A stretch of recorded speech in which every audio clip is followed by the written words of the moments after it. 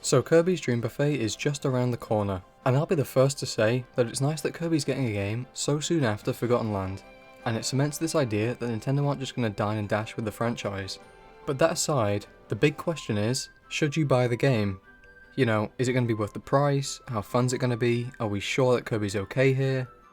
The game is split into 3 different modes: Race, Minigame, and Battle Royale.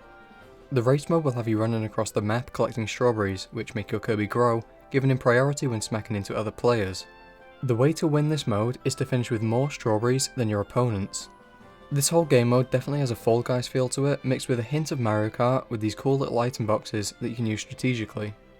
This is really good to see because it adds a whole chunk of replayability to the game. One race you might use a tornado to grab more strawberries, whereas another you might get this weird jelly power up, helping you go through walls and getting a huge amount of strawberries for finishing first. The second game mode is all about minigames, and boy oh boy does this give me Mario Party vibes. Again though, this is all about grabbing strawberries, and my only gripe is that it does look like none of the maps vary a whole bunch from the other than aesthetics, and the game is pretty samey. It would be really cool to see some different elements on different maps, so maybe there's a map where periodically everyone has to avoid some big enemy or vehicle that comes through, or maybe one where different walls come up potentially blocking you in, to give each map a little bit more individuality and purpose. Food for thought, Nintendo. The last game mode is Battle Royale, and honestly, I just can't stop imagining something like PUBG except you play as Kirby with a gun. But the actual mode looks really cool, and this is likely one of the ones that everyone will be playing the most, because the whole PvP aspect is what gives this game mode so much more replayability than the others, since almost every match is going to be different from the last. We also see some more unique power-ups like the drill and the ice cube tray, and you have the opportunity to lose friendships by stealing all of their strawberries. Now, overall, this feels like a really nice party game that would be perfect for game nights, or just to pass the time.